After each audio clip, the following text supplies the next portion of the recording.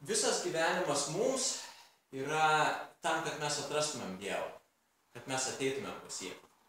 Ir kaip yra ta mintis apie tą meilę be išskaičiavimo, tai tik tai tokia meilė myli Dievas.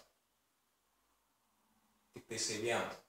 Ir tas žodis yra agata, tai yra graikiškas žodis, kuris reiškia tokią meilę, kurios mes nenusipelnome, kurios mes neužsitarnavome. Dėl to, kad mes skaičiuojame, mes jeigu darome kažką kitam, mes turime tokius, į pliusą ir į minusą gali eiti. Į minusą tai ta prasme, kada tu esi kažkam skolingas, pliusas, kai kažkas skolingas tau. Tu kažką darai ir galvoji, ir paskui lauksi atlygio vis tiek, kažką šiandien gero padariau ir lauksiu, kol tą patį tau grąžintų.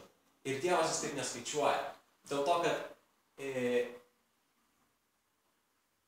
jisai neveda tų tokių sąskaitų, dėl to, kad tai, ką jisai duoda, mes negalėtumėm grąžinti. Dėl to, kad yra tiek daug. Ir mes esame mokinami tokios dieviškos meilės. Ta prasme, kad taip mylėti kaip jisai yra dieviška. Kada tu kažką darai ir nesitikė atlygio, nesieki savo naudos.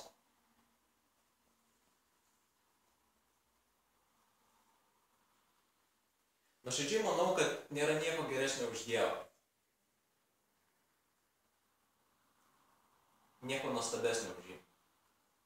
Sakysiu kitą mintį. Nėra nieko pilnesnio už pilną ir niekas netrunka ilgiau už amžinybę.